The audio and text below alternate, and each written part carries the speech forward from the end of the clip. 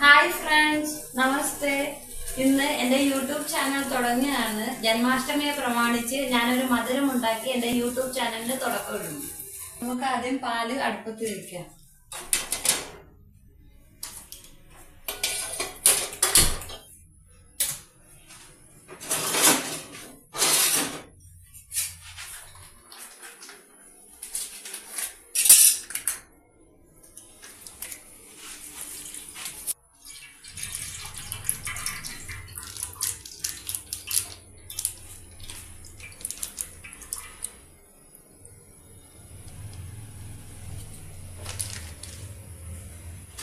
പാല് തിളയ്ക്കുമ്പോഴത്തേക്ക് അണ്ടിപ്പരിപ്പും മുന്തിരിങ്ങയൊക്കെ വറുത്ത് മാറ്റി വയ്ക്കും.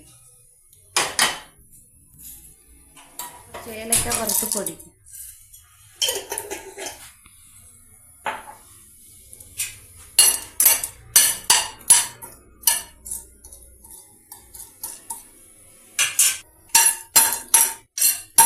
ഏലക്ക വറുത്ത് മാറ്റാം. ഇതിലോട്ട് കുറച്ച് നെയ്യ് ഒഴിച്ച് അണ്ടിപ്പരിപ്പും മുന്തിരിങ്ങയും വറുത്ത് മാറ്റാം. അണ്ടിപ്പരിപ്പും മുന്തിരിങ്ങയും വറുത്ത് പോരാ.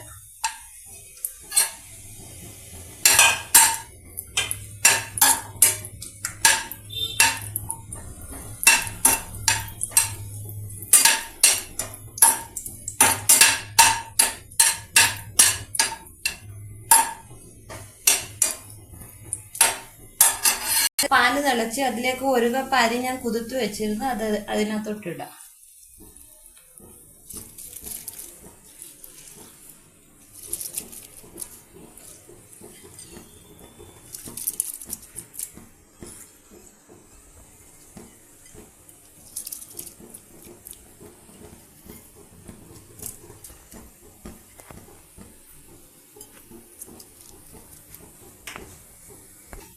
ഒന്ന് തിളച്ച് കഴിഞ്ഞിട്ട് ചെറിയ തീയിലിട്ട് വേവിച്ചെടുക്കുക.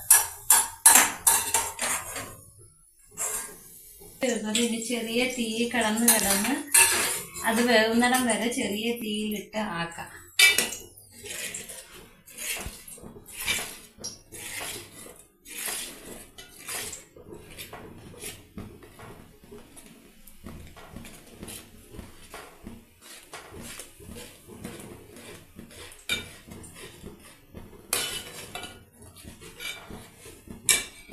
ഇളക്കിക്കൊണ്ടിരിക്കണം. അത് നല്ലതുപോലെ വെന്ത് വരണം.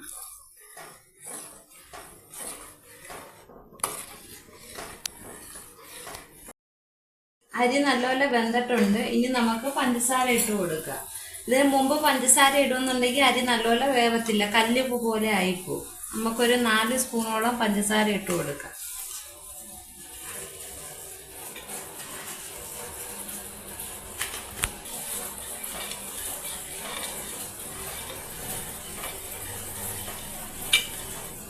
മിനിറ്റ് കൂടെ നമുക്ക് ചെറിയ തീയിലൊന്ന് വേവിക്കാം. ആ വെന്ത ചോറിൽ ഇച്ചിരി മധുരം പിടിക്കട്ടെ. പഞ്ചസാര ഇട്ട് കഴിഞ്ഞ് ഒന്നും കൂടെ തിളയ്ക്കാൻ തുടങ്ങി. ഒരു 10 മിനിറ്റും കൂടെ നമുക്കിത് തിളപ്പിയതിന് ശേഷം അണ്ടിപ്പരിപ്പും മുന്തിരിങ്ങയും ഏലക്കാപ്പൊടിയും ചേർത്തിട്ട് നമുക്കിത് ഓക്കെ. ഇതിൽ ഇച്ചിരി മിൽക്ക് മെയ്ഡും കൂടെ ചേർത്ത് കൊടുക്കുക. അന്നേരം പാൽപ്പായസത്തിന് ഇച്ചിരി കൂടെ ടേസ്റ്റ് കിട്ടും. 1-2 സ്പൂൺ ഒഴിച്ചാൽ മതി.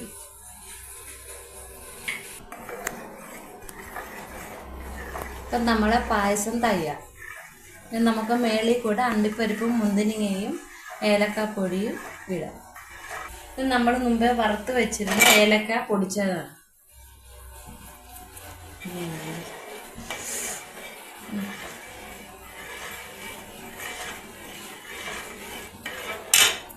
ഇനി നമുക്ക് മേളിൽ കൂടെ അണ്ടിപ്പരിപ്പും മുന്തിരിങ്ങയും ഇടാം. എന്നിട്ട് ഗ്യാസ് ഓഫ് ചെയ്യാം.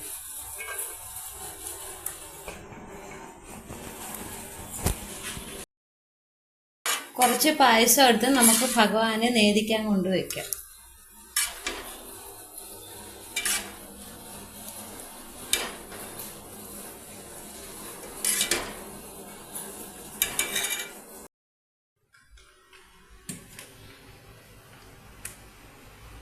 വീഡിയോ ഇഷ്ടപ്പെട്ടെങ്കിൽ എൻ്റെ വീഡിയോയ്ക്ക് വേണ്ടി ലൈക്ക് ചെയ്യുക, ഷെയർ ചെയ്യുക, സബ്സ്ക്രൈബ് ചെയ്യുക.